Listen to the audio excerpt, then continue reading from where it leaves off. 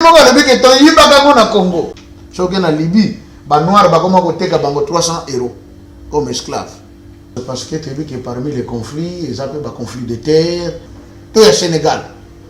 Mais on a dit les réfugiés somaliens, érythréens, tout. Donc, ça va me tous. Maintenant, déjà, et pas dans Bango, il y a un problème de terre. Ok? Entre les Hutus et les Tutsis. À Dangela, président Mobutu. Mobutu en est là. Parmi les pourquoi tu vas monter? Mokona Baki, à partir de ce jour, je prends congé du mouvement populaire pour la révolution. Eh bien, comprenez mon émotion.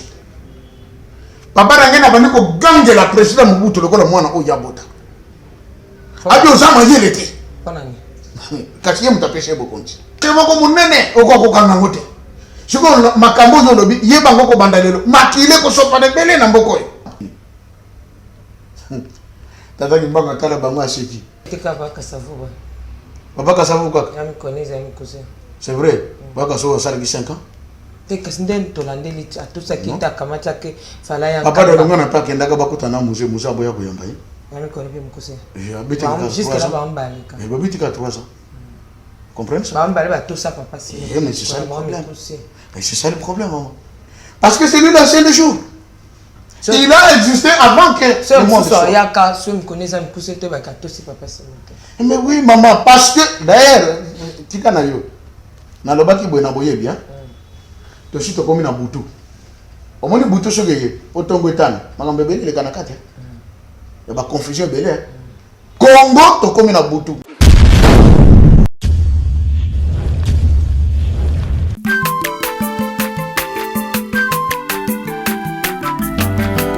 Mwana motote po akosangai abongwa ni pete po awangata nzambe ya le nazarien le nazarien le nazarien le nazarien bana kitoko koma mokondima atako babakolaki mafuta na mosakolima lelo ya yo bolingo bateli le nazarien Pamboli oye mona na katempeni mama kandelobi Koleke mapapu masopi mafuta Toko kesitana longo na nzambu oyo mabenga na makoni Jésus. Si le Seigneur est pour nous, qui sera contre nous? La princesse de l'Éternel, maman Tiffany Mokwa, chez vous, dans vos maisons, partout où vous êtes en ce moment, en train de nous suivre, à travers cette émission Table Sainte qui réunit les hommes de Dieu autour des sujets importants sur Street Capital. Croyez-moi, aujourd'hui c'est chaud. Nous sommes de retour avec Papa Joseph, le pasteur Joseph pour les autres, le prophète, pourquoi pas aussi le docteur Joseph, Mingi, prophète, ya Papa Simon Kimba, bien, mon professeur, voilà. Donc, fais ça les sons tous les cas. C'est ça, nous sommes déjà de retour. Bon, oui, pourquoi cette absence? Mais avant toute chose, est-ce qu'on peut rendre gloire à Dieu, celui qui nous a accordé la vie? Il dit dans sa parole, il nous donne la vie en abondance. Donc, nous avons la vie en abondance en Jésus-Christ. Gérard Mokwa, derrière la caméra, l'Inkiakala, derrière la caméra. Nous vous aimons beaucoup. Papa Guy Labala, papa et la princesse Tiffany Zoé Labala. Donc, na maman Lauriane, maman Abattoir Zoé Tiffany, princesse là-bas là. Beaucoup de personnes disent mon bien. Hein, pour le plaisir de nos téléspectateurs, beaucoup plus à ma soeur, à moi-même, Nikab, depuis les Issa, à toi et à vous. Alléluia. Merci le roi de rois.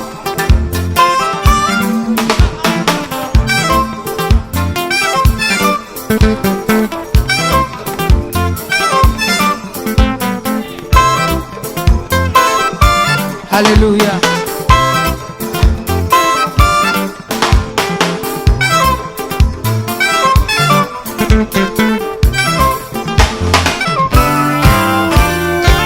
Tombola maboko na yo likolo. Lakisa maboko na yo.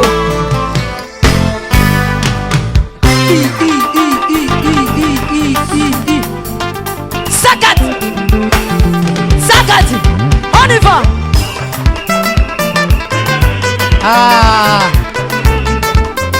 Salaboye, Salaboye. Assis sur son trône. Salaboye.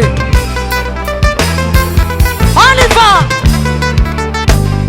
Assis sur son trône. Encore, encore, encore. Ah, ah, ah. Afandi na ngwende na ye. Yesu azaya kofanda. On y va. Assis sur son trône. Afandi, Afandi, Afandi, Afandi. Assis sur son trône. Fandi saye, Fandi saye, Fandi saye. Nazo mono de tika Yesu afandi. Afandi, Afandi, Afandi, Afandi. Merci Jésus. Merci Jésus. Afandi, Afandi. Salaboye. Salaboye. Salaboye. Gardez-la Yesu le sako. On y va. Gardez-la. Gardez-la. Gardez-la. Gardez-la. Gardez-la. Gardez-la. Kaka. Kaka. Yambalo ya daba ministre bakokata. Nazolo bakatela yelo sako. Katela yelo sako. Katela. Katela. Katela. Nazo monote. Nazo monote. Nazo monote. Nazo monote. Salango boye. Dose. Tolobi à tout. Yoka. Merci. Tolobi boye. Yambaloyo. Adaba ministre bakokata. Adaba généraux bakosala nini? Nalobi adaba ministre bakosala nini? Adaba président. On y va.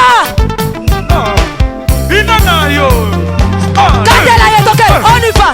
Tata Kimbangu dit, je serai moi-même le représentant de ces rois. Papa Simon Kimbangu arrive avec ses trois pouvoirs en tant que représentant du roi divin. Mais roi divin non a été. Mais pour toi, le roi divin, vous n'avez qu'à regarder Tata Simon Kimbangu Kiangani. Montre na ye. Ok. Et ni ya roi divin. Donc, c'est que l'union, surtout roi divin pour Congo et tout Papa Simon Kimbangu. Exactement. La République est quoi? La République va tomber. La démocratie va tomber. Pour bientôt. Oh. Oui, c'est ça la vérité. Papa n'a pas de démocratie pour cadeau empoisonné. A Dangela président Mobutu. Mobutu en est là. Parmi les à partir de ce jour, je prends congé du mouvement populaire pour la révolution.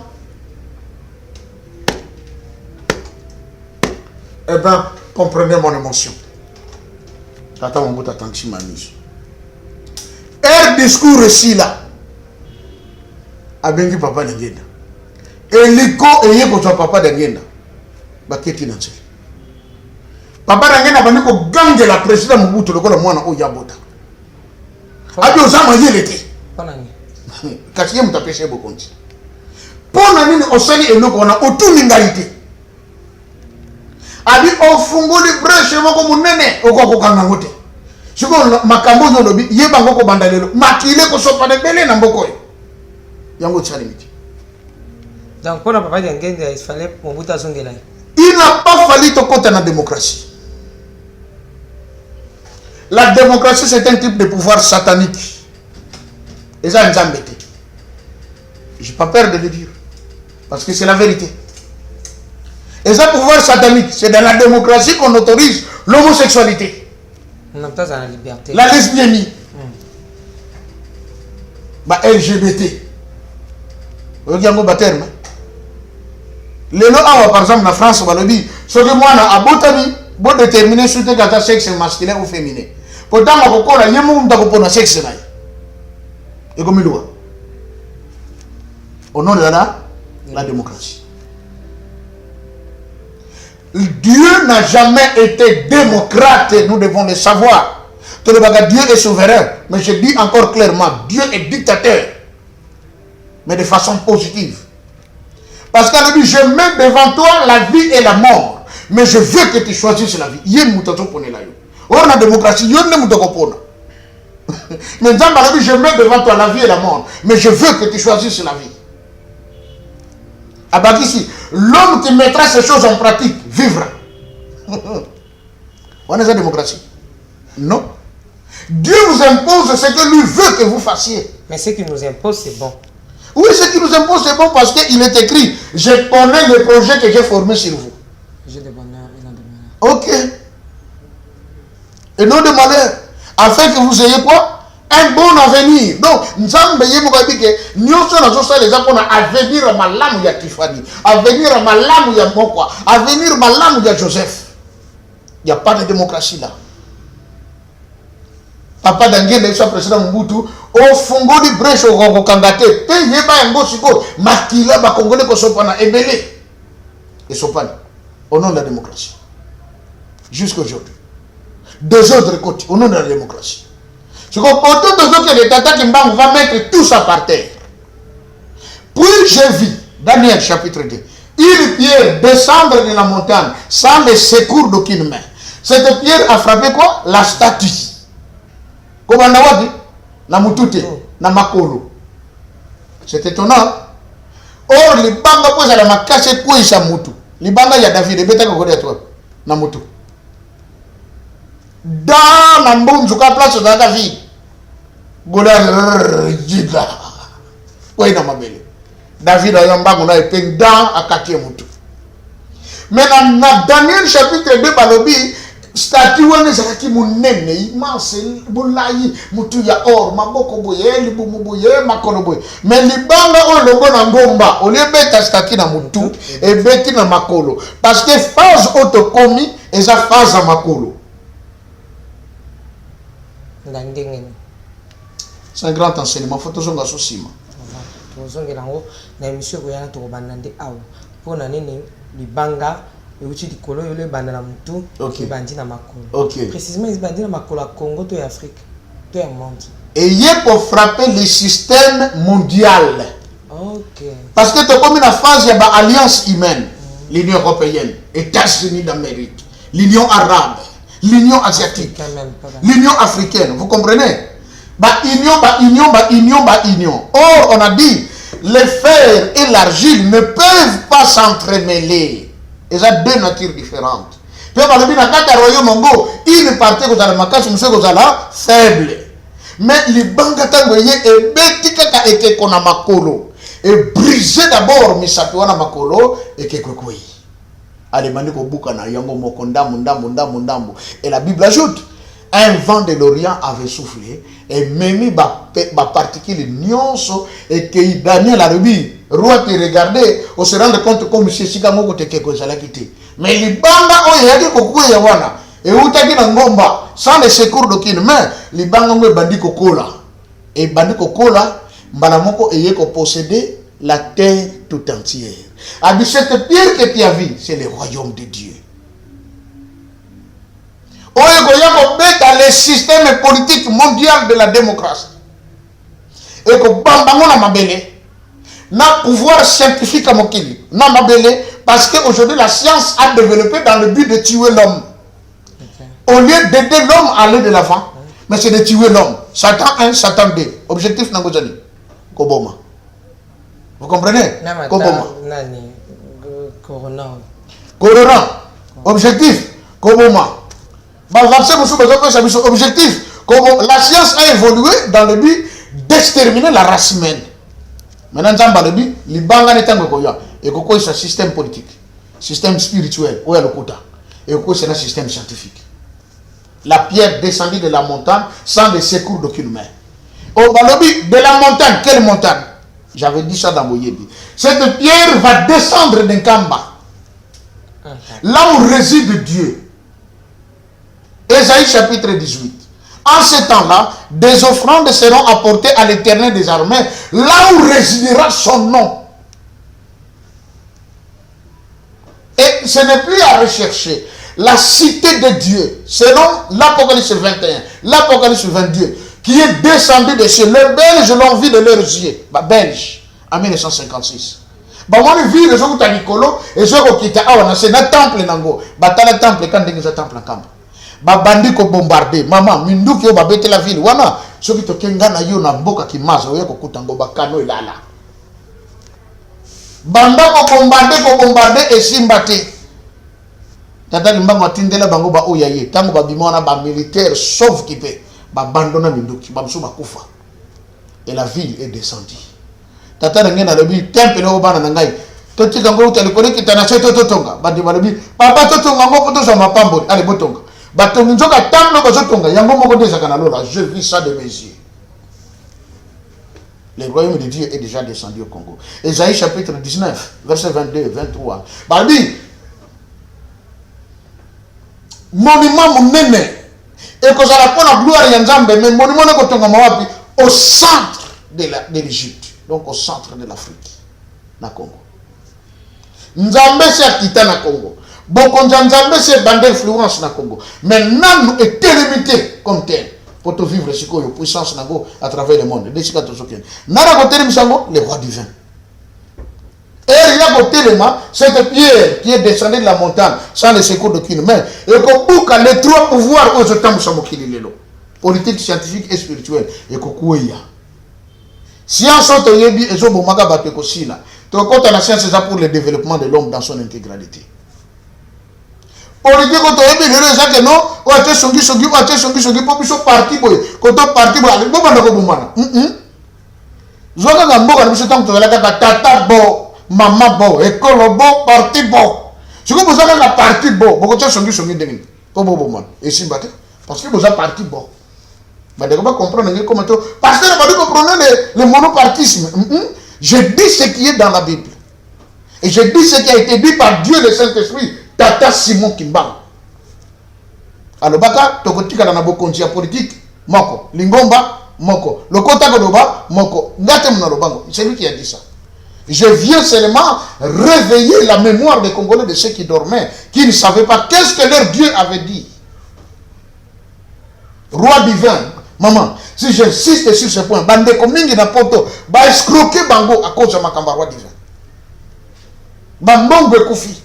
Parce que prophétie, ils ont besoin de tenter à expliquer. Non. Il faut que tu aies un topiste à venir qui manipule. Et ça partout. Tous ceux qui sont dans l'église de Noir, basant la prophétie. Explication, pas interprétation, non, tout ce qu'on interprète. C'est ce que j'ai dit. Lorsque le roi divin peut interpréter en dingue, mais c'est parce que la majorité ne sont pas spirituels, voilà pourquoi ils interprètent selon eux. Mais c'est parce que papa Kimbangu a dit ici. La République est quoi? La République va tomber, la démocratie va tomber. Donc, on a un royaume, et puis un royaume théocratique. Vous comprenez ça? C'est Dieu maintenant qui va diriger au travers de cet homme. Maintenant, cet homme qu'on appelle le roi divin, Daniel chapitre 7, il est là-dedans.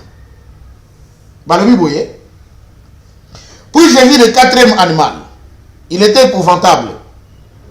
Il agissait comme la deuxième bête. On lui a donné le pouvoir d'agir comme le second animal. Lui aussi, il mangeait, il tuait. Et mangeait beaucoup de chair et foulait aux pieds ce qui restait. Mais sur sa tête, il y avait 10 cornes. Mais je vis une autre corne sortir de la tête de la quatrième bête ou le quatrième animal. Cette petite corne, quand elle a grandi, elle a pris de la place et elle avait des yeux partout. Et une bouche qui parlait avec arrogance. 3 autres cornes étaient tombées devant elle.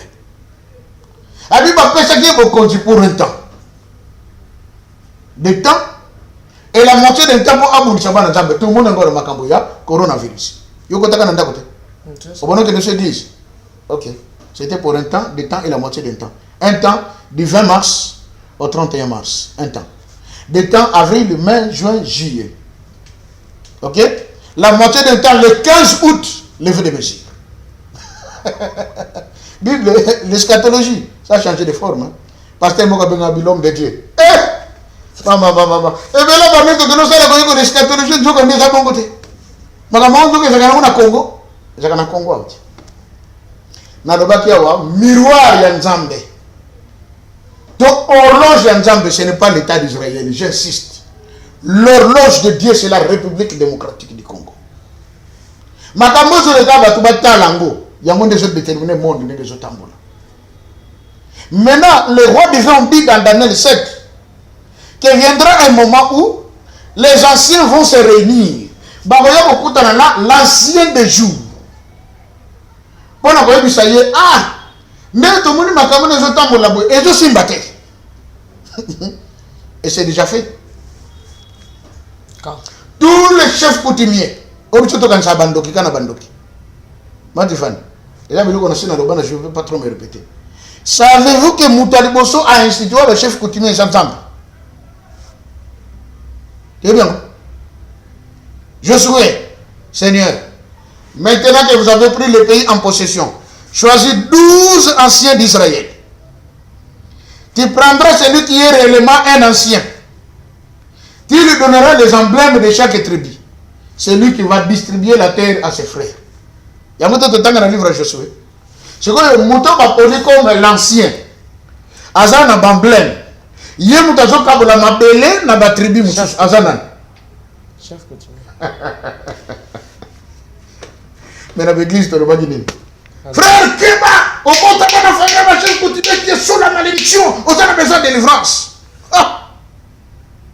Mon peuple périt, faut te reconnaître. Non, papa, wana soro mais bon, on vient m'abala nzambe na kati na bon parce que ça va chef coutumier sur ba koti kisi ba koti bondoki. Nana kende maman. Na lolinga mabe. Muto a institué bango nzambe pour n'avoir pas obtempéré aux ordres de Dieu. Babou si pouvoir bazaki nango, il traite allégeance maintenant avec le diable. Maintenant ba emblème moi ba pesi ki bango nzamba ba tobisa ba emblème moi. Ils ont emblème.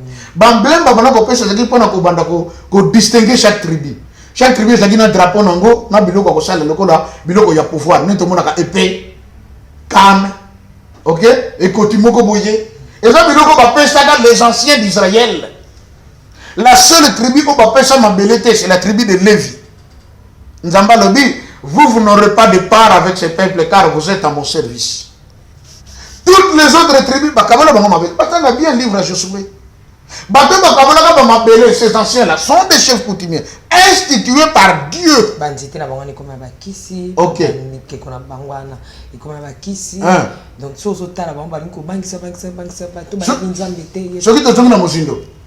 Moïse il a paru devant eux comme un chef coutumier. Il avait quoi sa main? Des bâtons. Ok. Est-ce que va passer dans l'église ou va un bâton? Ils sont allés copier. Vous comprenez? Moïse avait un bâton. Aaron, les choses sont allées un bâton. La preuve, bâton, il y a Aaron. Et Bota, Makasa, et Boti Bafler, et Bota Mbouma, Mambutu Moko. Neto Yoga Sango, Mobuta Kena Bando, de Tatamoka, pété une vocation, régime avant le régime, et Boti. Sur place, et Mimisi Bitabe, sur place, Bitabe, Teli, Babouki, Babouki, Mobutu. Donc, ce qui s'est fait avec la canne de qui? D'Aaron. Mais pour nous, chef coutumier. C'est ça, ce pouvoir. Il ne faut pas confondre. Parce que tout est bondoki. Dans les chefs coutumiers règne d'abord le pouvoir de Dieu. D'abord.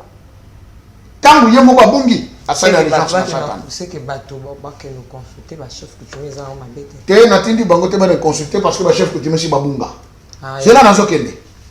Tant que sentir que babungi ba même si makamba belezo simba sauter. Le maître des maîtres est arrivé, il s'appelle Simon Kimbangu Tangani. Le 3 octobre 2011, quand on va réviser le procès de Tata Simon Kimbangu, tous les chefs coutumiers se sont réunis en Banzango. Il y a RDC Mobimba. Bache Makasha Makemba Nase, Naposa Léopard Nambunda. Babengi Tata Kimbangu Ayakonyata. Nzoka Bamine et Loko Wana. Abisoka Zalagane rien. Quand on matawana, à bêta AVC, c'est fini. Tata Kimbangu Atala Bangu Aseki. Ayapena Nganga. Kimbangu Sumoye. Oh yeah. Bangu Abi. On te fait décrire mon côté. Batonan Zembo. Mululendo, mululendo, mulule. Hey, Moka Kouizila. Ba chef coutume va dire Yembo. Ambanzamon. Les anciens viendront auprès de l'ancien des jours. Tout ce qu'on réveille, maman Tiffany. Na expliquer na boyebi comment reconnaître un ancien dans un village. Aza koko o akende su bilanga te. Avanda na mboka. Bamsu bakende bilanga. Ya za na mboka. Oyo okuta ba koko wana balata ka pantalon te, azaka na liputa. Koko wana na maboko na zaka na monjeta kombo bien monjete pona ko bengana ka banjiti. Avanda na kit. Quand il y a un problème, c'est lui qu'on vient consulter. Azaka na katikati ya mboka te. Soit azana bandela mboka to azaka kuna na suka, mais la majorité des cas kuna na suka. Soko kombo na mboka batuno. Osho moni koko na te kendo kina kopesa yimbote. L'ancien. Tata Kimbangu arrive, abonne kovanda na capitale. Una na kamba na mboka. Alata liputa na ye. Asimbi na maboko na eloko babengi mvala lulendo. Bâton de commandement. Oye, Colonel Renier, va d'abord le voir. C'est lui qui va te donner les directives. Autant si j'étais, mais colonel Jean Moukoussi. Non, tout ça qui était. Vous comprenez? Non, tout ça qui était. Oh, mais ça n'a pas jusque-là. Jusque-là, on a tout ça qui était capable de savoir. Papa Kassavou quoi? Je me connais, je me connais. C'est vrai? Papa Kassavou, ça a 5 ans? Tu sais que tout ça qui était à Kamacha, il fallait. Papa de l'Union n'a pas qu'il y a un bakutana musée, Moussa Boya Boyambaye. Je me connais, je me connais. J'ai habité jusque-là, je vais habiter à 3 ans. Comprenez ça? Tout ça, papa. Mais c'est ça le problème. Mais c'est ça le problème, maman. Parce que c'est lui l'ancien des jours. Il a existé avant que le monde soit. Mais oui, maman, parce que d'ailleurs, tika na yo. Na lobaki boye na boye bien. To si to komi na butu. Omoni butu sogeye, otongo etana. Makambe beli le kanakate. Ya ba confusion belé. Congo to komi na butu, ndenge mokile komi na butu. Otongo etana, to mona que roi devait apparaître. To ko vivre comme makambe beli. On doit se préparer. Ça c'est la parole de Tata Simon Kimbangu. Donc vivre belé na butu pour to koma na tongo. Siko tongo ere kotana, mutu nyo sopete ko monango. Papa tomsu ba kufela kana pongi. We bien ngote. Alala na tongo ba tongo. Nin, on te nana ki bien lobi mais to sote ki na tongo ya la mukite. Ero sara bongo mama Tiffany. Na kata butu ya spiritualité autour les kasikoyo, il y en a qui vont pas se réveiller quand le Congo va se réveiller le matin. Comme dit la Bible dans Hébreux, je crois, 11, qu'il y en a qui ont salué les promesses de Dieu à distance, parce que cela n'était pas prévu à eux de les voir, de les vivre. Bamsuso, basa sir Congo kobonga, Congo kokoma mboka monene be ba kopesa ngombote. Et tanga mapona bangote. O batanga mapona ngotongo na tanga kotana. Aha. Papa Kimbangu lobana nga ngongana soki koki bolali bolamoki nda villa siketongami bolali bolamoki nda awa ba immeuble mati bolali bolamoki nda awa abi ekoza la changement ko spectaculaire ba ko comprendre pourquoi makambo zo changer boy. Les gens proviendront de toutes les nations. Maman Tiffany, je profite de le dire. Il y a une sœur qui m'appelait, elle s'appelle Maman Deborah. Elle vit à Londres. Elle est une Kenyane. Hein? Congolaise était Aza Kenyane.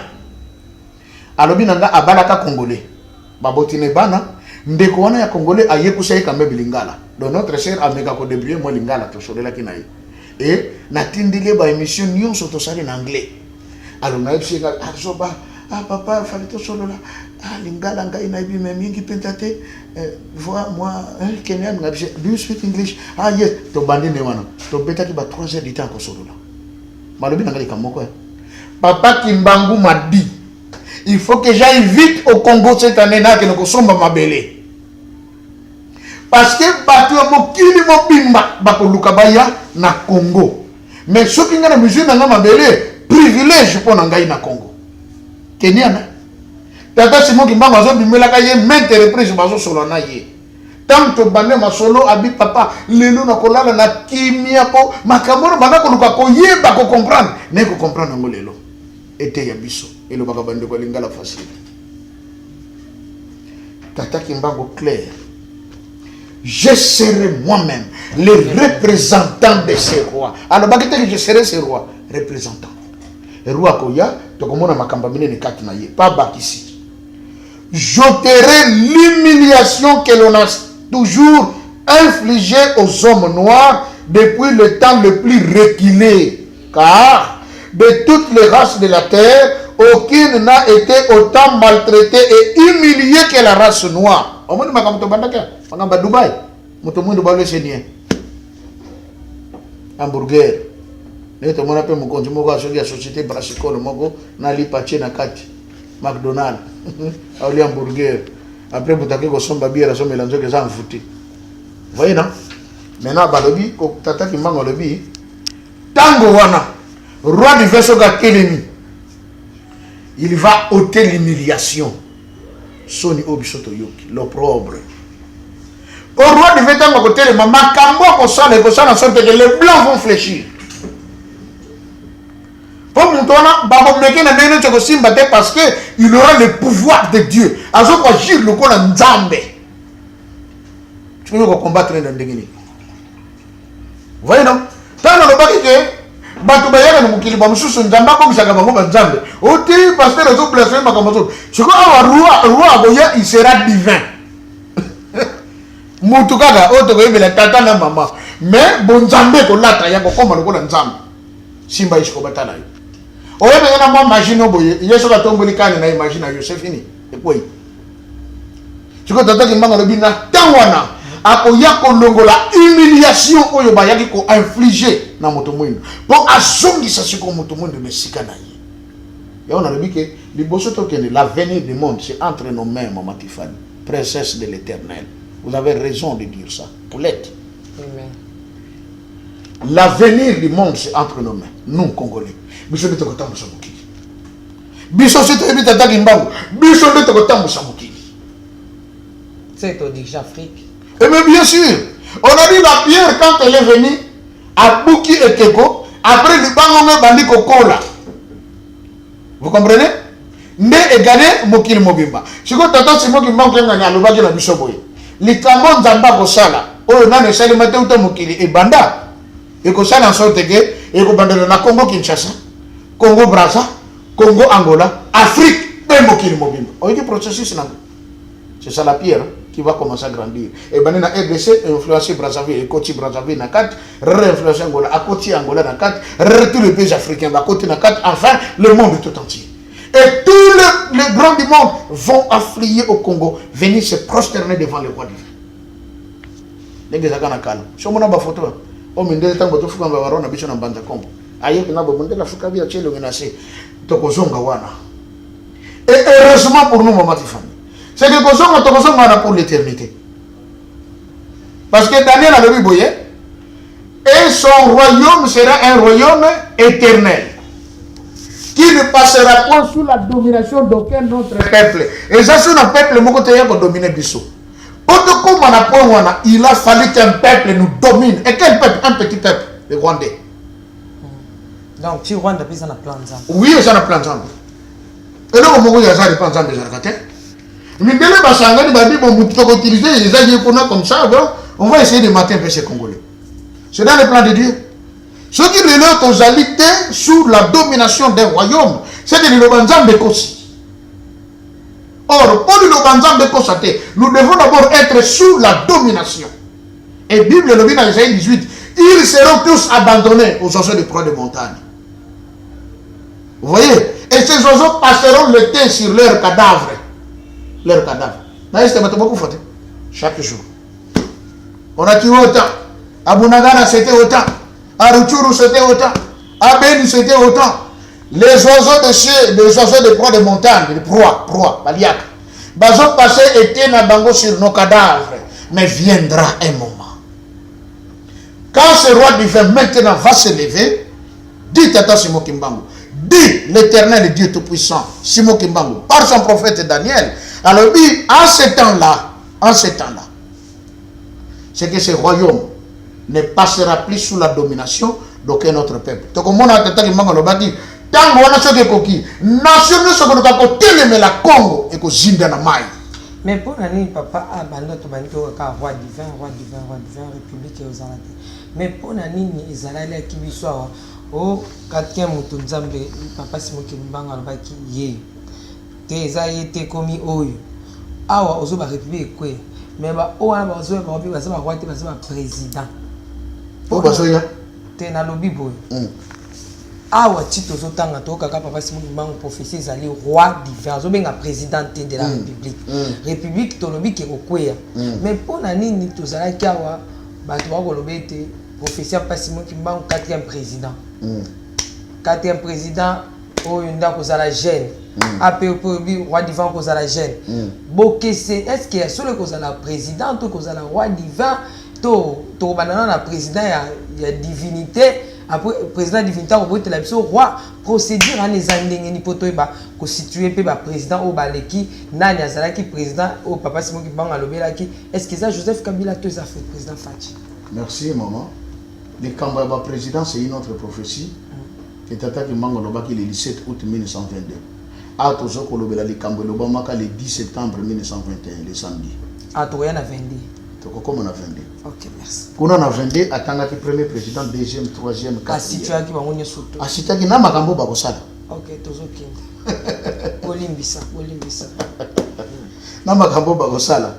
Ti tokoya kokoma na tango tokomi ya Fachi. Asia lobango. Na webo yasi ma Fachi. Yana baki mbangisa sutuka kana ita ebi déjà ha baloba déjà boy baloba boy tokokoma boy. Sikoyo awa lobi na tango wana ako liquider humiliation soni obisoto yo kabiso bayindo parce que de toutes les races za na mokili ou de toutes les couleurs za na mokili il y a pas une couleur ozo yo sama soni koleka moto mwindo mais tozo là tant yango satan comme abi que bato kala mingi te ba ko libérer bango tout maltraité bango le souci davantage bazo gagner le kola moi temps soki na Libye ba noir ba koma ko teka bango 300 € comme esclave. Mais na comprendre papa tikana tout na no tanga ki Rwanda kala mingi te président ya Rwanda Kagame akomi ko somba bato ba ko kende na mikili ya mindele zubinga mo les réfugiés azo somba ba réfugiés na biboya maman. Déjà s'il y a eu la guerre au Rwanda en 94 parce que tu as vu que parmi les conflits ils appellent des conflits de terre entre les Hutus et les Tutsis, et qui bon, Hutus bazaki majoritaire, Tutsis bazaki minoritaire, parce qu'on parle de minorité au Rwanda. Et puis bon, comment couper la Mabélé, parce que Mabélé se coquetait pour la Bangonios. Dès l'éclaté, le président Berman a Koufi, le président Kagame se retrouve à la tête du Rwanda. Maintenant, les accords que le gouvernement rwandais va signer avec la Grande-Bretagne. Et ça dit que la Grande-Bretagne a versé 64 millions d'euros chaque année. Pour Nanini, Bandini Babanda Kouyamba, les réfugiés indésirables. Au Bakoti, na Royaume-Uni, na Obakoya. Mais ces réfugiés, curieusement, Bazaï Bamboka, le Kola Somalie. Donc, sont leurs frères tous. C'est ça la vérité. Pour l'hôpital des gens, réfugiés à Burkina Faso, tout au Sénégal. Mais on a dit les réfugiés somaliens. Érythréens, tout. Donc, par exemple, on découvre tous. Maintenant, déjà, et pas Bango, il y a un problème de terre. Ok? Entre les Hutus et les Tutsis. Mais on dit que Bakoya, c'est quoi Bakoya Bango? Est-ce qu'il y a une escroquerie intellectuelle que le président a dit ça la manœuvre dans un gouvernement anglais à Tonga Rwanda? Ou bien réellement que Batango Bakoya, ce que ceux qui baillent Bakofa Dawala? Bon, dans un autre document, on a dit que le président Kagame a dit qu'il a de l'espace à Goma pour Nakocha Bango. Mais Goma n'appartient pas au Rwanda, Goma appartient à la République démocratique du Congo. C'est une situation politique. Bango ba politicien batala makambwana. To boye na biso Pasteur Joseph Mutalobaki boye. Biso to kota te. To tuni kaka. Omoni makambako. Siko tata ki bango lobi ke na tawana soni ya mutu mwindo. Ici. Parce que ruwa wana tango ko tele bako tombo na mutu mwindo. Valeur ya mutu mwindo ko mona. Et puis abakisa na biso boye. Et nous, nous sommes tous en train de se mesurer là-bas. On va coloniser Bissau. Et bien, c'est pour que je me dise ça. Nous sommes en train de se faire face à bateau. Comme il est là, avec les un quart qui a pouvoir. Tala makambebele au bango basali. Abi bitumba na nzambe mo mutakobundela biso. Omoni siko niveau to kono. Ba de kopoto ba shinga papa. Liri na chensia. Bango to bango mu gonzela bozonga. Abi eso simba tete makamute baby biloko matitelo eloko zali nango 1 euro et comme 2,50 €. Tala prix. Donc que le faire à Kinshasa to koyamba bango ebele. Or, la Bible dit, quand vous verrez Israël retourner dans sa terre natale, c'est que tu as bien, tu as bien maman, je le répète encore, nous sommes les vrais Hébreux, les authentiques Israélites. Ce qu'on a prêché, ce ne sont pas les blancs qui cherchent mais ce sont les noirs qui sont en Europe, en Amérique, qui veulent rentrer en Afrique. Et encore, ceux qui étaient dans Mosindo, Bako qu'on a vu en Égypte, ça a dit 400 ans d'esclavage. Ou bien, en réalité, ce n'était pas 400 ans d'esclavage. Parce que les bandes de Joseph, ça a dit la Bible dit plus tard vint un roi, un pharaon qui n'a pas connu Joseph et qui a oublié les efforts de Joseph, a bandit comme maltraité Israël. Donc au début, il a maltraité. Mais le voyage en Zambie, il a 4 siècles. Or, quand on a vu ça, il Amérique. Le 20 août 1619. Tant comme le 20 août 2019, c'est 400 ans. Bangwana bazo ko s'organiser, ils veulent rentrer en Afrique. Ba dire notre temps on va ko na biso ba lo ba ke nzamba tambolo na bangwana ba bato. Alors bangwana bango ko sala 4 siècles même ba ko na bino ba saki d'Égypte. Et koki bazoya. Maman Ramona Tasco, on a causé avec elle. Donc kutana boto solo là. Parmi bato bazo militer pour un retour ya ba noir américain. Et yemoko yaga déjà Azak Kimbangis et elle était la conseillère du président Barack Obama en matière de catastrophe. Vous voyez ça? Bandeko baza Europe lelo bako luka basa nini bazonga. Mais quand même to fonga la mise. Deutéronome chapitre 28 tanga ngo bien. Au mona bakambo bakomo ko bazolo bela banoir. Mindelete. Soki boko to sa nzambe to tala nzambe ko mbino captivité. Boko akopanza bino mokili mobimba. Boko kene partout boko koma bino ko yako sakanela. Vous serez la raillerie de tout. Mais c'est Deutéronome 28. Ça parle de l'homme noir pas l'homme blanc. Ouvrons nos yeux que le caille tombe. Bako sabi so tang molai moni bako sabi so tang molai so ko tangi Deutéronome 28 maman vous n'avez pas discuté au moins ba malédiction ba tanga kuna mutu mwindu buto sibira ngona tant auto ça c'est nous les Hébreux ce que tonto zonga et sika to uta parce que mokili ya sika ezoya ndena tan yango o bato bazoya ko zonga roi divin se lève avant di pour la ko tambusa mokili système nyo sa mabe tambusa ki mokili abu pia siko valera moto monde komona oya salemana elindi ya nzambe oya sala kalokola nzambe ye moko moko na tunaka question pa ya papa José Dangenda kunti makiangana papa tango mokili ko yeba ke banzambe boyaki na mokili ezala ndenge nini ebi réponse après ça natana biso to za de chute bino de boko biso bangote abina tawana biso to za de chute bino nde boko yebisa bango. Or, comme un processus où le roi divin est en route. Parce que tous les signaux donnés par Tata Kimbango, maintenant c'est accompli. Donc, nous avons prophétie en Banzasanda. C'est notre Matthieu chapitre 24 du Congo.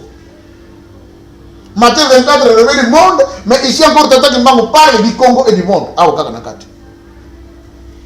On va avancer. En dépit des persécutions que l'occupant nous fait subir, nous avons l'obligation de l'aimer et de ne pas le haïr car cela serait contraire à l'évangile. À quoi? À l'évangile.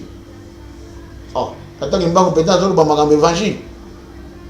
A dit malgré ma gambo va venir ba kolomba ya ba so la biso pas so biso to koki ko yina bango te. Il faut tout linga bango peut-être ba ko bonde la pona bango. Ce que tu sais le contraire et ko simbate par rapport ya sango malamu ya nkolo Yesu. Tu peux pas ba ko kimbango ko tayebi Jésus te. L'évangile en quoi ça la référence yanan. L'évangile c'est non Satan. Non c'est selon le Christ non. Et comme maman dit na papier na ba Matthieu tout le reste. Oh, c'est pas que je vais vous dire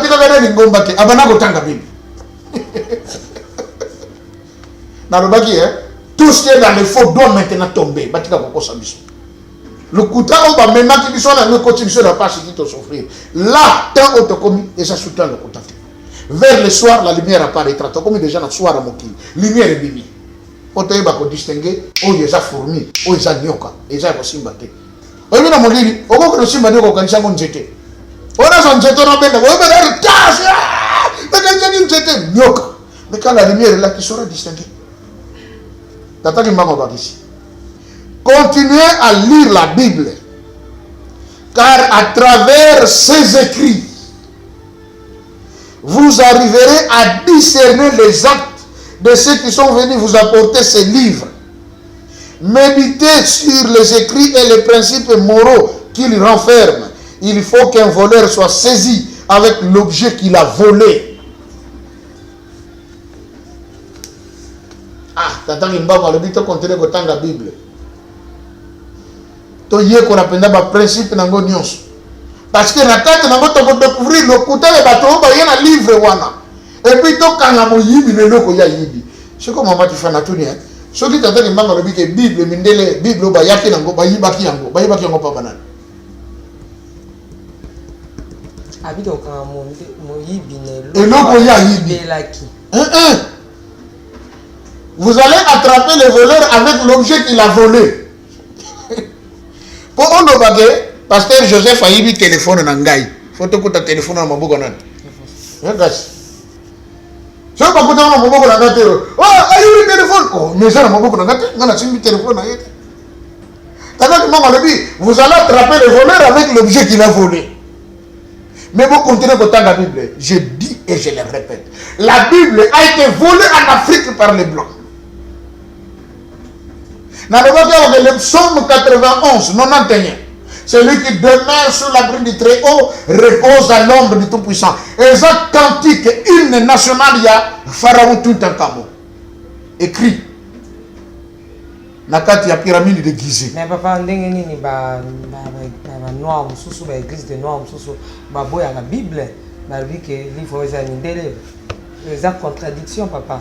Ba noir mususu ba zolo ba ki bon pe ba ndi papa simplement ba ba ki non livre oyo eza mindele senge ba zolo ça na lokuta mingi. Donc ba koki même ko tumba ngo za le lokote mais ah ozo papa simplement va valoriser la Bible. Contradiction on a pour na ba indo biso moko ba indo to za ko se contredire. Parce que autant que le maman, bato de bosso bazo combattre Simon Gimbango za ba congolais, ba noir na ba Congo. Bato de bosso bazo combattre. Au moins on muto sur ba que Bible ko de ya pona biso te tuna ita kata combien de versets dans la Bible ay bien ngote. Et là on dit natanga que na Bible amoni que ça mabi ay bien ngote. Parce que il n'a jamais lu ça. Seulement ba yebisa que ben kirka ngona muto na yé pas sur ka bongo. Bible ça pona biso te mais tata Gimbango lobi hein. Continuez à lire la Bible. Yé muto lobi. Toko ba kotanga yango totanga na ba principe moraux hein o ça na Bible moralité si ko totanga ba acte ya bato ba na livre yango est-ce que ba acte na bango ba principe moraux na bango et ko kana makambo ba koma na Bible non il ko connaître comment tu veux dire que ça ko sur bananga tu aimeras ton prochain comme toi-même parce que c'est la loi de Dieu mais on a beaucoup de bakati mutu maboko parce que ko kisa ki quantité ya caoutchouc c'est ça l'amour.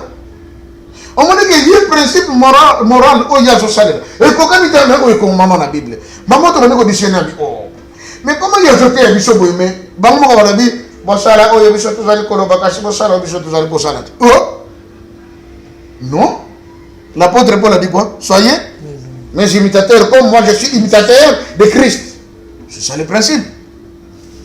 C'est que tu as dit, tu continues au temps de la Bible. Ba principe moraux na moto ko tanga to ko yekola to ko maîtriser to tiala bato ba yena ngo soki bazo sala na bongo soki bazo sala na bongo te sont des menteurs pe abakisi que le voleur soit attrapé avec l'objet qu'il a volé pour dire la Bible a été volée chez nous na le baka toujours et je l'ai toujours répété la Bible donc je dirais quoi elle est comparable na banjete na biso minene utaka na Équateur hein on mona ba camion ba tracteur na tango lekaka tala kanu sele kandela rompo nga batu keba nzeto sikana mo sele katano ezali wa basomi yango combien basomi nzetango tuna ndeko kwatera biso ndeko nzeto minene boy bokoteka wana yako papa ah mikolo soko ngonzango soko bongisa ata moins 200 000 ozwango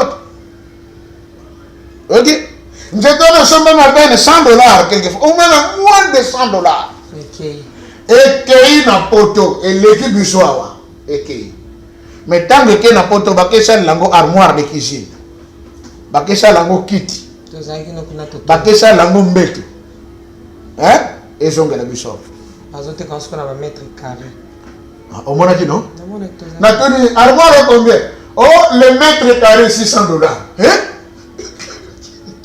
Non, pardon. Mètre carré $600. Eh bien, non, par mètre. Ah, donc, ceux qui ont 10 mètres, 10 mètres multiplié par 600. Donc, là, on a reçu la cuisine pour la Tchakabassane, on a reçu $6,000. Mais j'étais dans le Congo. Basombagango combien? Parfois $20, $30. Mais que par la bango, balandi, babongisi, et jonge par la biso, bamakisitano. On nous escroque par notre propre bien. J'ai aimé l'analyse d'un frère africain, je crois qu'il doit être ivoirien. Il dit, l'Africain ressemble à quelqu'un qui vit dans une cabane. Hein?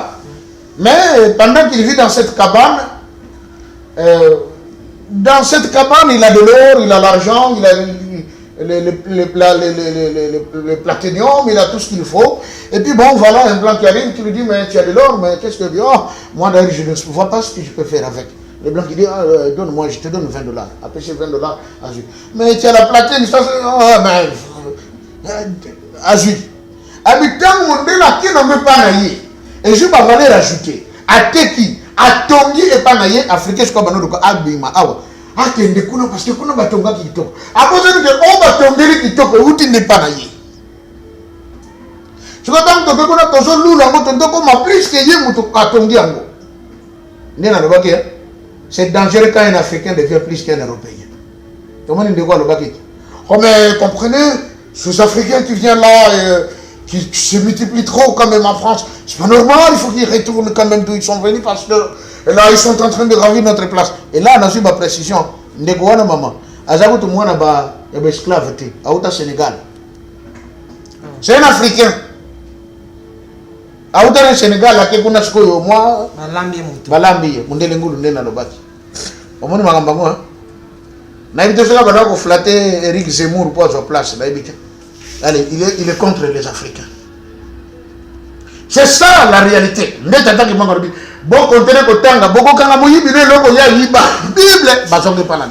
les parchemins qui ont composé la Bible, où en Afrique, mais de où en Égypte, Moussa où en Mbanza Congo. La table de loi de Moïse, et c'est qui n'a pas de Congo. Les bandes au Jacob à Tchakamutu, na Luz, et c'est qui n'a pas de Congo, le lieu qui est en Suisse. Et on m'a dit, et c'est ce que je lis dans ce livre, que les 70 savants ont traduire Bible, il y a Biblos, comme on a Biblos, Biblia, Bible. Bah, ça dans une instruction de traduire le nom des personnages et de lieux en les occidentalisant. Salomon devient Salomon. David devient David. Salomon. Tikala nango.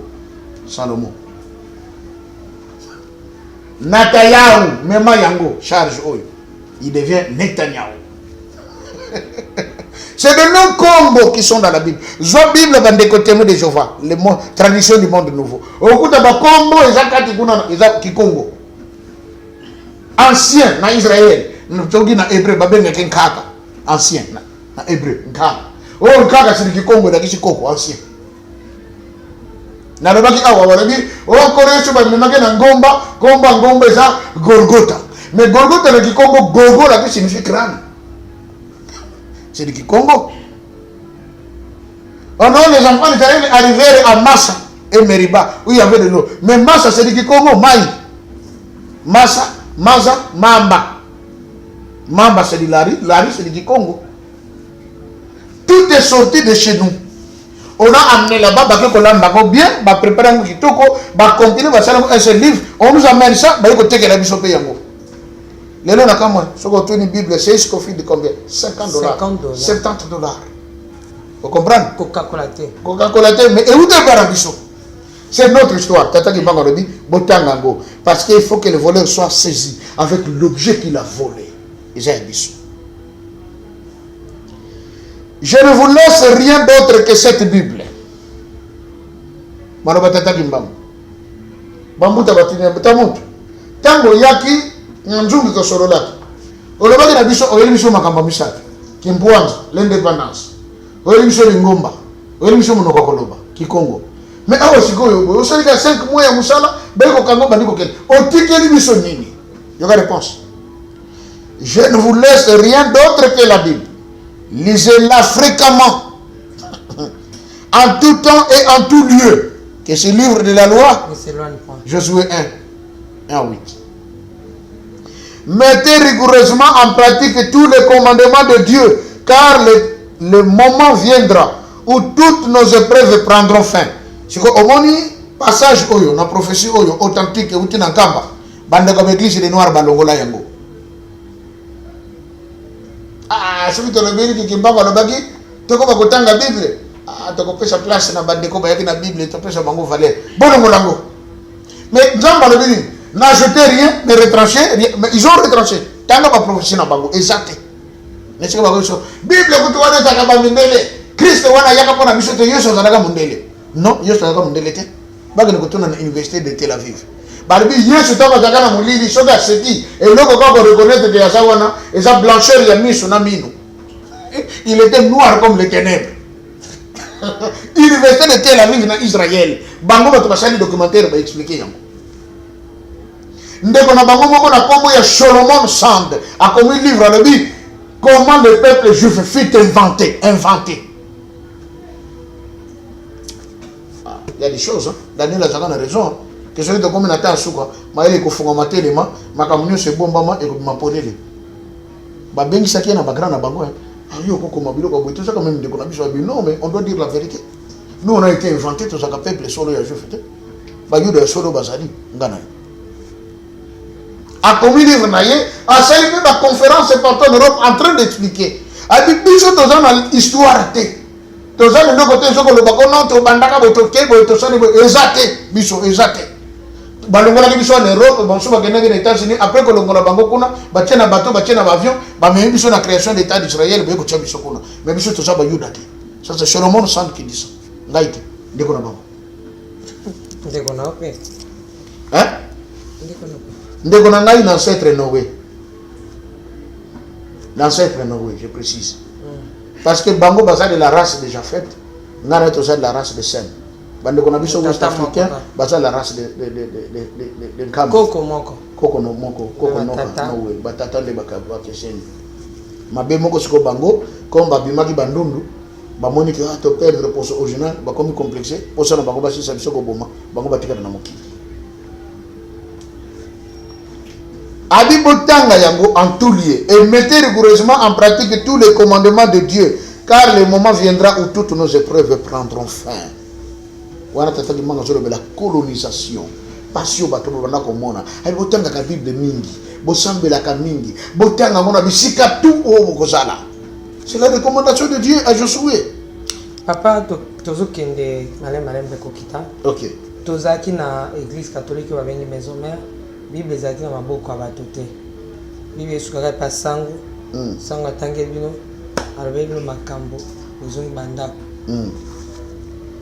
Bato habite bongo te biso to tanga. OK. Ayi na l'église de réveil to moni bato mati Bible na mapeka. Na bala Yesu na bala Yesu na motema nanga. Ba Bible batie na sima pe. To poussani na modernisation et quotidienne église. Bato bazwi la Bible atako na saki monjima yango chango to. OK. A déposer yango. Batikani main vide. OK.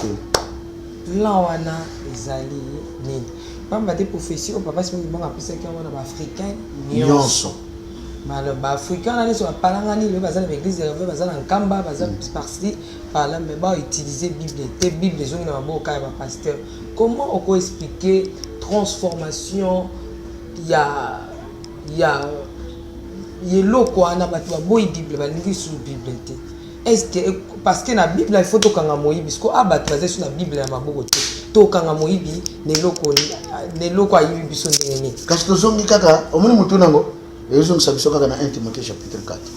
Au dernier jour les gens seront irréligieux. Donc Paul a énuméré comme en tout cas il était très inspiré. Aïe bato bakozala irréligieux.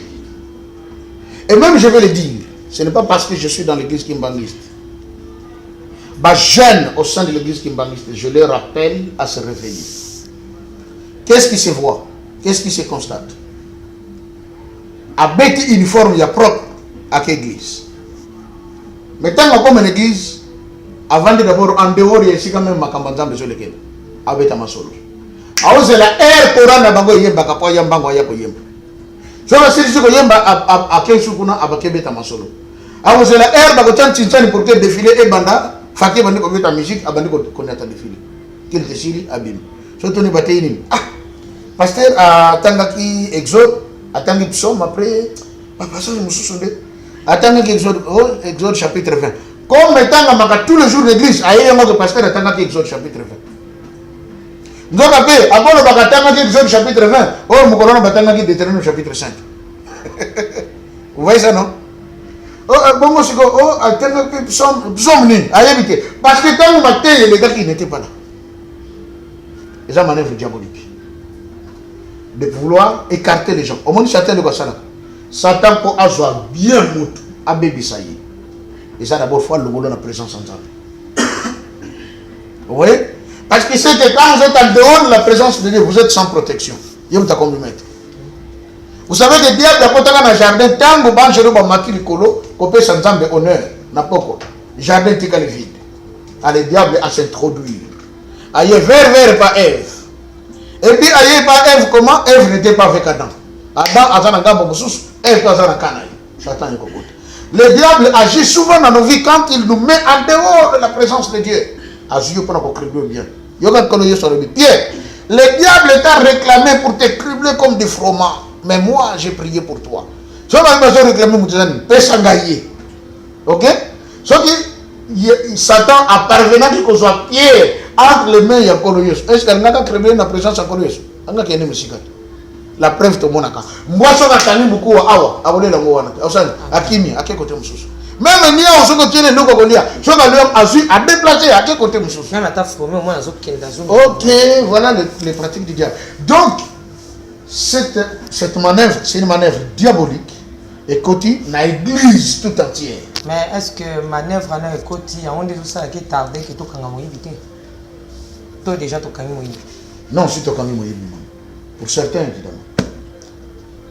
Pour certains, oui. Et bon, monsieur, tu vas comprendre. Oui, déjà jamais.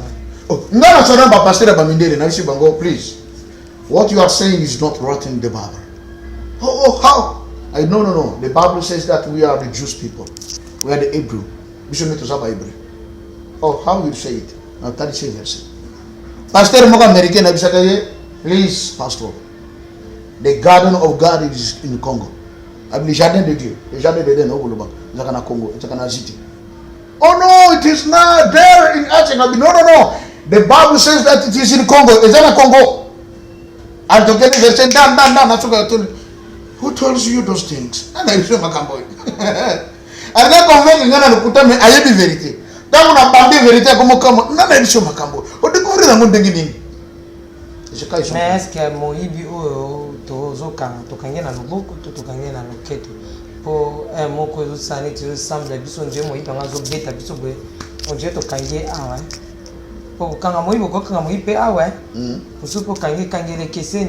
Tu es bandit au Kangamama. C'est un album que Tokangé, mais bandit, tu vas Kangé, ah ouais.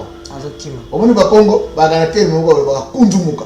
Le but Kunjumuka, c'est-à-dire le symbole de côté. Akenaï. Mais ce que tu as dit, Kangabango Penda, on est dans Mali. Zone moko pétrole et bimi na désert, et zone bima na maille, source. Pétrole, et ça, il y a un petit lac. Les Français, ils ont un militaire, ils ont un aucun Mali fait comme ça. Si vous avez un zone ici, vous avez un mais c'est normal, vous avez un peu de vous avez un ah, madame, bien. Na Mali, bakote na sama mele bake kota bunker mo bimbeto mama rempli na or. Oh banda ko bomba ko nekende ke France. Mutu mwindu misho ko mofunga mama. Abandi ko kanga pena moyibi. Que non ozaka moyibi. La preuve encore que to bana kanga moyibi. Bango moko balobi awa na Belgique. Tozana plus de 84 000 pièces volées au Congo. Oh. Ce qui est beaucoup de gens qui sont au Congo, ce qui est ça. Ok. Vous voyez? On a un téléphone à bêcher pas subité. Ah, nzambe na biso. Ça va. Yemo ka lebi ke to yibaka ko na Congo. Siko muta yibaka yeza nani. Kasi mo yibiti. Votre organisation, que le voleur soit arrêté, saisi avec l'objet qu'il a volé. Bah yibi biso histoire, bah yibi biso culture. Maman, je vais vous choquer. Na musée ya terre vraine na Belgique. Bandeko ba koti na kati ba kuta photo ya tata Simon ki mango kwa za torse ni. Hein? Ala tali kuta nani kilote ya sebwe. Batala à côté photo ya papa ki solokeli. Avandi na ba fleur, koto bandeke, koto banyama. Na se ya photo balobi, voici Dieu le créateur. J'ai la vidéo. Voici Dieu le créateur na Belgique et pas Bamindele. Ce que j'allais le kuta, ndesi baya ba gommé partout on a ba effacé yango. Mais j'en a musée ya Belgique. Pendant que ngalo to zolo kan Nzambe, Belge dit que Nzambe yeyo. Ce que tu as découvert bien, ba kosa di biso. Ba présenter biso Yesu ko Mundele na ikude ke ko ba kosa di biso. Allez, Mundele ngope o ba présenter comme Yesu. Power aya be I am not Jesus, but I am just an author of world good. So I did those things for winning money. I come to win my money. I ask to the Catholic Church to put out of their churches all my face. I'm not Jesus. I began as a Yesu te. Nana sana nga acteur, na sala ki nga film, me pona gane mbongo. Na shegere bande ko kuna na lingomba, bikegone so bochake longe nga, bo misari banda nga na sana nga Yesu te. Kuto na sabu na problem, na zaka ndumba. Nalingi basi tu namelaka makaya namelaka siga nani masanga nazuru kakutu Nzambe adelivringa. Continuez à lire la Bible. Au travers de ces écrits vous allez découvrir les mensonges, le kuta. Yaba oba yaki na livre go. Et que le voleur soit saisi avec l'objet qu'il a volé. Ba yiba ki to kangi bango mama. Kanga mo yibi ba nin ba yiba ki biso bikeka. Kanga mo yibi kanga ba nin ba yiba ki so ba photo o ba koma pena Nzambe tata izaka tata ki solokeli. Kanga mo yibi ba nin ba kosa ka biso ko ba ba zaka ba yuda zaka ba zaka ba yuda te biso nde ba yuda.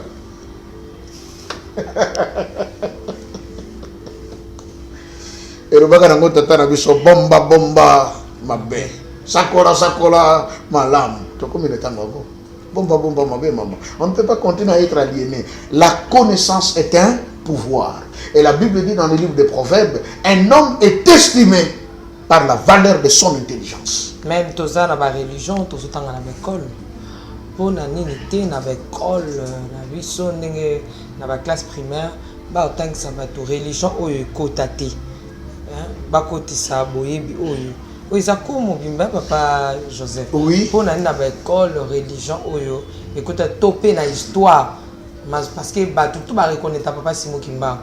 Mais pour na nini akota na histoire ya ba école c'était pas bato ce moi na zadi amuke ayebi bakotisi déjà au moins te que on zadi mais bato o ba kondi ba kambi bazoi ba papa Simon Kimba mais pour ani akoti na histoire te. Moindo wako sepela kanele ko mondele asaliye. Kasi mokolo nini okosala ya yo bandima yo moindo mawa. Zoba ozanga mayele. Sosola Nzambe na yo. Maman, programme scolaire obiso to sala ke za UNESCO. Tango basala ka UNESCO. Kombo nani ya koko na biso na nazalaka po. Oh, mindelo basangani bazosala UNESCO pona makambo etali l'éducation ya bana à travers le monde. Koko na biso nani azalaka kuna achaka pe ya yeli loba. Alobi ke non biso pe to dana style to tangisela ka bana na biso bokoza na kati. Exacte. Donc mona sikoyo. Soki dans un pays votre programme scolaire ezandenge moko to na UNESCO votre diplôme n'a pas de valeur. Parce que la charte impérialisme. Nanu te ba koma boy. Na mokili mobimba président nyonso oyo akosala mpona baintérêt na biso te faut déclarer dictateur mpe tokosala nyonso ya koélimine ye même physiquement faut toboma ye baye kobakisa oyo nyonso akosoumettre na système na biso te tokodéclarer comme étant contre notre système faut topublier aza dictateur tokoncite peuple na ye na révolte jusqu'à ce que babengana ye mais baoyo bakotosa biso bakozala balèche bote na biso bavani bien na biso tokobanda kokumisa bango ata bazosala mabe tokobomba yango. En 1925, l'État colonial belge appelé Simon Beko, nul ne peut parler de Simon Kimbangu en milieu public. Ce qui va yoki ba kangio. Maman qui fana vanda kwa na Kinshasa. Ba kutaka sur la Simon Kimbangu, on l'arrête. Prison na Doha, province orientale. Plus de 40 ans. Omoni makambango. Siko ba to babangi, to ko bana ko beta le solongo ndenge nini. Lelo maman eloko lobi. Je le dis, je l'avoue. Il y a des intellectuels qui m'appellent. Bamsou Bazaba, professeur à la Sorbonne, en France. Bamsou Bazaba, aux États-Unis. Bazaba, docteur. Mais qu'est-ce qu'ils m'ont dit? Balobi, pasteur, Makambo, oh, yozoteya, exactement minene que ceux qui pensa, bakokaki ko comprendre, bachango lokola, histoire, na ba école na biso na ba bisika ndenge na ndenge to ko réaliser makambo ya minene moko kuta lobaki na ngana bi yo pina fali ba placer professeur honoris quand je vous bi na éviter c'est ça l'histoire fallait to yeko na baba Tifani. Nul n'a le droit d'effacer la page de l'histoire d'un peuple car un peuple sans histoire est un monde sans âme. Dixit Alain Foucault. Omoni, c'est comme si on effaçait la page de l'histoire de notre propre vie, nos propres ancêtres. Tout a été effacé. Papa Alain Foucault a banqué sur le dit, un peuple sans histoire est un monde sans âme.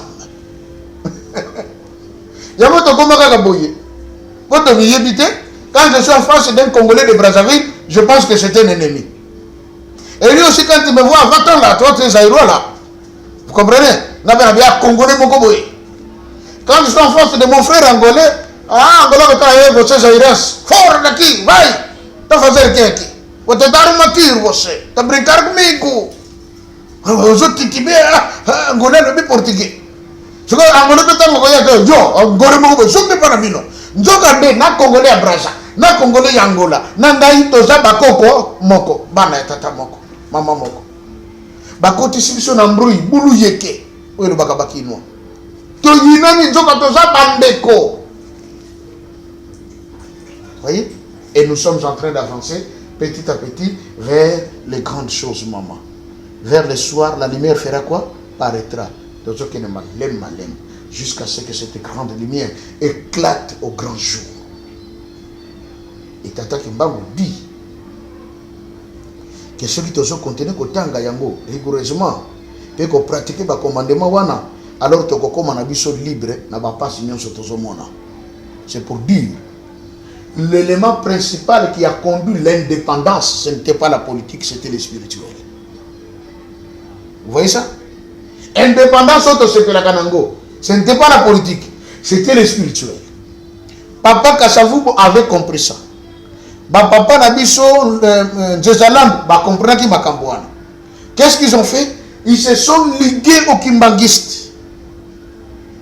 Pour Bazalaki, assidus dans la prière, Tata Kimbangu Salissa, tout le monde a passion, tout ça nango, tout le monde a boumbo, tout ça nango, tout ça la libre, tout le monde a salé la yo, tout te ya le banayo, batuba ye bayo et tout ça. À cause de la prière na bango, et même les biso indépendance. Ndi Tata Kimbangu eko bak sa paragraphe, alors dit, quand ce moment sera venu, nous glorifierons sans crainte ni brimade le nom de Jésus-Christ, et les enfants de Dieu venus du monde entier se joindront à nous. Omoni? Habitant de Gososiko yukimpuanza na biso. Parce que te bonde ni mingi. Nzamba yuki biso. Alongoni biso na pasi yoyo. Bato bako uta mokili mobimba. Bipai na bipai. Bako yako sangana na biso. Te kokumisa nzambe elongo. Lelo y a pas une fête en Kamba où vous ne trouvez pas les autres membres, les membres des autres églises. Donc quand nous sommes là, parce que le soleil s'est déjà levé, on ne peut pas cacher la vérité. Évêque des églises de réveil à Katanga. On ne peut pas continuer à cacher Le soleil s'est déjà levé. Et ce soleil s'appelle Simon Kimbangu Kiangani. Dieu le Saint-Esprit. Na temple en Kamba, l'Obama Kambouana. Qui pas na moto. Balemand Baouti dans les mains. Mindele. Baye Nankamba. A dit, nous sommes venus ici pour demander pardon à Tata Simon Kimbangu Kiangani pour tous les mal que nous avons fait au noir. Je demande pardon à mon nom, au nom de ma famille, au nom de tous les blancs. Pour les Missabiso. Monsieur de Groot, ambassadeur de l'Union européenne, à Yenankamba, le dit, je ne parle pas en tant que Belge, mais je suis en train de parler en tant qu'ambassadeur de l'Union européenne. Et je sais que bientôt là, c'est vous. Parce que maintenant, le règne du monde, c'est entre vous, entre vos mains. Mais je vous en prie, ne nous maltraitez pas. Pensez ne fût-ce qu'aux écoles que nous avons construites, les centres médicaux, les hôpitaux et l'éducation. Pardon? Vous pensez non? Ah, mais pourquoi pas? Tata Nimbango le baki, hein? Attends, moi je ne suis pas comme les amis des églises de Noirs. On va y aller jusqu'à la moelle épinière, et pourtant, on va continuer à sapat Mundele Azosal. Aïni Mundele jusqu'à la moelle épinière, mais téléphone, il y a Azosal, elle m'appelle. Mundele Botasalakiam. C'est ma vie, c'est mon tossel encore. Ma matière, on les a. Et bon, ma yero, bah, c'est l'air Yakouaki. Banda Kalazagana Cortosa Salani. Bateau bonne bazana ba or nanda kona minito baso ka bateau. Pasteur, est-ce que comme on a monté à bosso ba or, to ça kan ngambi maman nazana mikanda makambwana te ko simbate.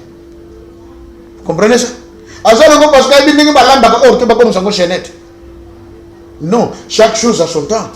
Tant que ça tata ki mama ça qui un quart de pouvoir après ce qui le monde pour corriger l'homme noir. Pour to sala ki mabe, ce que tu comprends to sala ki mabe, pour tout on est si kana biso toto sanzam. Merci beaucoup, papa. N'avez été pour les lots, tous qui ta na émission na biso, to koba na mbala koya tous qui na 20, na 21. Non, plutôt comme 21. Tous à 19. Oui, tous qui na 19. Merci. Bon, 18. Tous qui na 18. OK. Tous koba, tous ko espérer tes papa tous ko espérer que makambo oyo ekotapé na ba l'école. Oui. Et c'est un étinine. Tout s'imposer, tout c'est la carte il y a roi divin. Makambo peut quand on a l'école, nous n'en allons pas imposer. Le pasteur Joseph n'est pas le ministre de l'Éducation nationale. Et bien quand combat. Papa de Alunga na lobaka na. Tout là quand kamba botal ça va comme kamna bino, botongela biswawa, bopisa songo moto 6 ça botonga lima boy. Botonga statut. Bassin na gutete. Tant que na kam que papa senga bango pesa biso mbongo poto kotonga to sala na biso ke mingi bakeni nkamba bazo tata semongi mbongo na lokola nganga moko boy soki na kipani na flatter ya kochanga ngenge comme ça na mati koto na comme député na comme sénateur na comme ministre mais soka comme parfois il oublie nkamba mais certains d'entre eux du moins baza reconnaissant au baza peut pas on construit le musée ça aussi c'est ma part bachaki bazali papa li kamuté les salles ça aussi c'est ma part bazali tout le monde n'est pas ingrat. Mais maintenant, pour que Makambo est dans les programmes scolaires, nous n'avons pas imposé. Tout ça, c'est ça. Bah, continuons, balanda kabiso. Akaz. Omoni. Au ministre, ça n'a tant avant de la peine de boyer, mais bah, go briefer. Que non, il y a comme émission, je me rappelle une fois, dans la émission, il y a une bosso dans l'église kimbangiste. Nande qu'on a vu ce jour ma cause. Dans la salle émission, on a même une délégation de Brazzaville. Mais elle était dans Ratelki. Mon konzi a tinda conseiller aya na Ratelki aya ko cédé. Abi mutona makambaso besa mutuya. Il faut to ye konango et puis babatele malam. Mon konzi. Pour dire que bananda kabiso. Donc, je trouve que c'est ce qui est utile parce que moi ko zongi sabiso ne sika na biso. Nous sommes là, maman. Le pasteur Joseph venait ici, nous voulons recomposer l'histoire du Congo par rapport au kimbangisme et de cette la petite partie que vous connaissez. Je serais volontiers, ce qui n'a vu Nzela de la part de mon Dieu, Tata Simon Kimbangan. Je vais venir le Kende, Nagoke Nakoy Sabango, Moni di Kambango, et Zalaka Boye, tout le programme scolaire. Donc, il y a un film beaucoup. Boye. Ah mais faut que c'est nous qu'on est chika nango papa. Kokapé papa, wa no zolo ba. Soki ba yokele biso mengana uto na yemba kinjambote. Moyino se blaka lelo ko mondela sali. Comme tu as un programme ya UNESCO, qu'on a pas boye. Oh, mais pasteur, ce que tu dis, c'est bien, mais dans l'UNESCO, c'est pas reconnu. Vous voyez, ça va nous créer juste des petits problèmes avec la communauté internationale. Religion. Maman, na utako loba que démocratie et outil dans Zambété. Oyebi biso ba totanga ki na tango ya tata Mobutu. L'école totaka na cours religion. L'école totaka na cours religion. Soko tanga l'école catholique ba totanga sabino la religion catholique. Soko ça ba kivangiste religion, kimbangiste. Ba protestant, le protestantisme. Religion ça, est-ce que le les sous? Ba cours mi balé ba longol na biso na l'école. Civisme na religion. Bana moko bana ba kombe mpoli.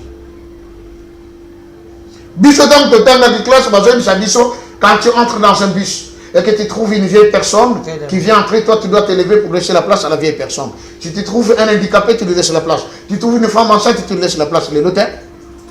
Jeune avant, vit à côté. Oh, tabanchoro. Avant de péter, autant de la tambour. Et puis, là, on a quand même parfois, on a 4 bis. Recevoir à ce soir, ça me colle tata, ton maman. Et maman, t'as mis dans le bateau, sol, ni te quitta. Zoblo ni quitta. Oui, non, mais ça va. Oh, viens, beta chaud, ça déjà là. Tu vas foutre un mongo. Et là, vous quittez la raie, en zone, ça me colle. Beta chaud, bisous de le cas. Matifani makambo ezakatana na mona ngabie nzambe mboke tokansaka tokena liboso ndoka nde tozonga sima pena boye mukolo solo bane beta show show moko na korishaka ndeko moko mon frère limisanga nana makambo solo papa ya tata mukolo boye abeta show si c'était ton père oh vieux bone ba vieux bazaka batu ba retard non na tonio si c'était ton père wabota yo ngai na sali bongo yo zawana avant de chaos. Est-ce que tu dois savoir que ce papa a des enfants parfois qui te dépassent en valeur pendant qu'ils ont manqué de respect. Ah papa, loba, comment tout ça conséquence à la démocratie. Démocratie, c'est d'organiser une libertinage. Démocratie, c'est qu'on a mis bien qu'on a mis tout le côté sur la moitié. Vous voyez ça? On a mis ce cours à la religion. Or, la religion et le civisme, et on a formé les citoyens. Comment vivre en société? Comment être bien avec son prochain? Tout ça est longois au nom de la démocratie. Chacun est libre de pratiquer ce qu'il veut. La République démocratique du Congo dans son ensemble est un État laïque. Avec un peuple dimanche, c'est ce que Kogigaga. Yesu azali awa, Yesu azali. Ekolo Yesu akomina note makolo ezananja. Azali awa, mwananja. Pardon, je l'ai dit. Mais pour nous, on a l'État, on a l'État laïque. Entre la politique et la monde. Merci beaucoup, Papa Joseph Eldoanasuka. On a le tolobi boye. Ata molili e umilitango molai tombe kotana. Bakongo balobi kana kuzingi la kia kukia. Nzembo temba kana église kia kukia.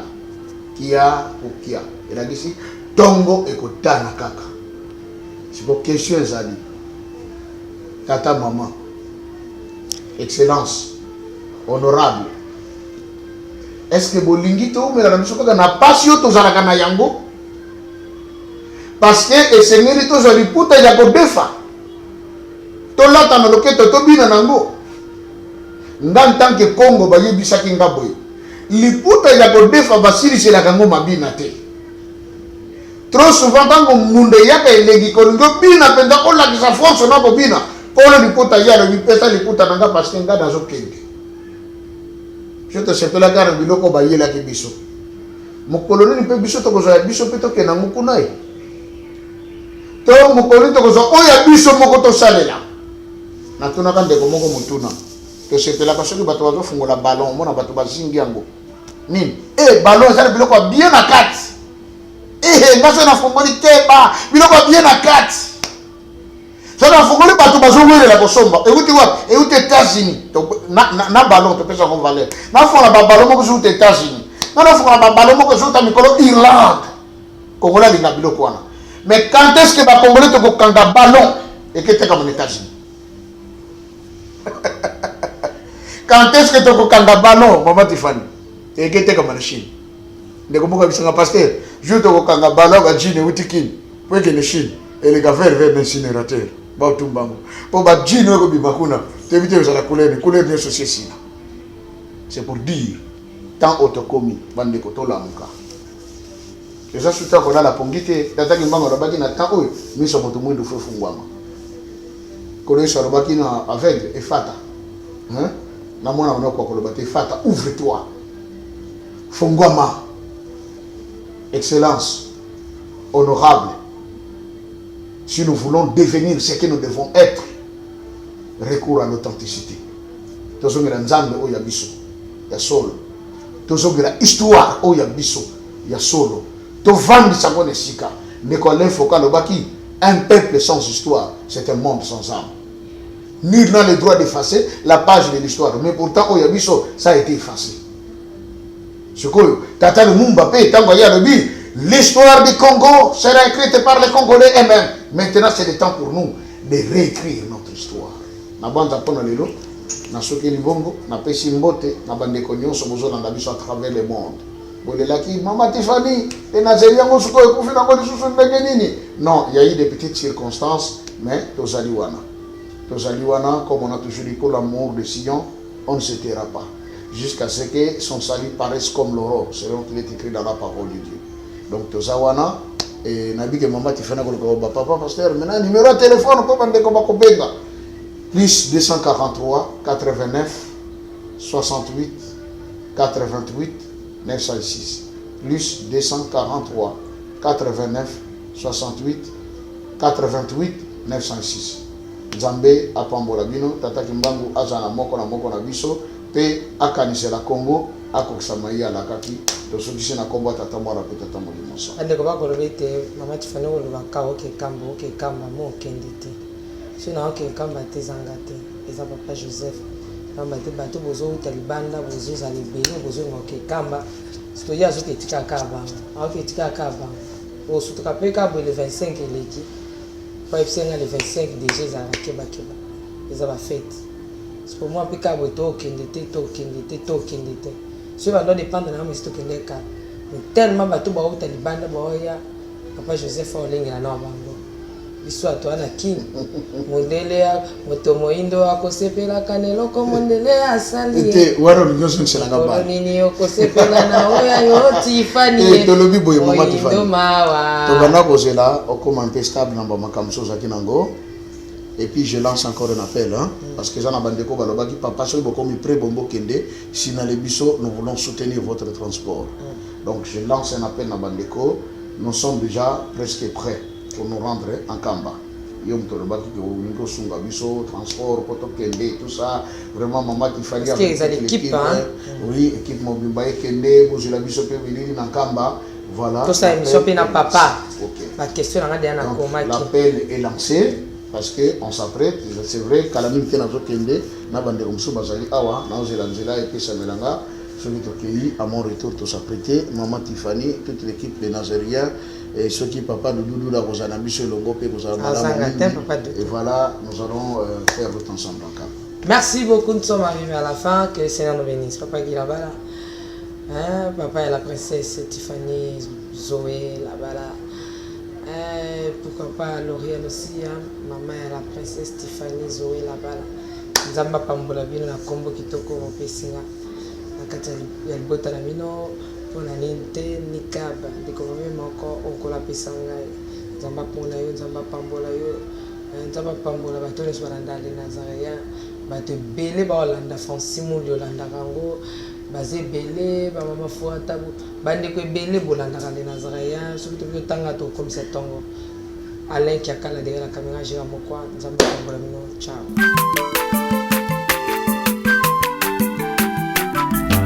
aza mwana moto te po akosangai abongwani pete po awangana nzambe ya le Nazarien le Nazarien le Nazarien le Nazarien bana kitoko koma mokondima atako bapakolaki mafuta na mosakolima lelo yayo bolingo ebateli le Nazareth lipamboli oyo emonanaka te mpeni mama kandi lobi kolapie mapapu masopi mafuta tokokisika na elongo na nzambe oyo babenga na makomi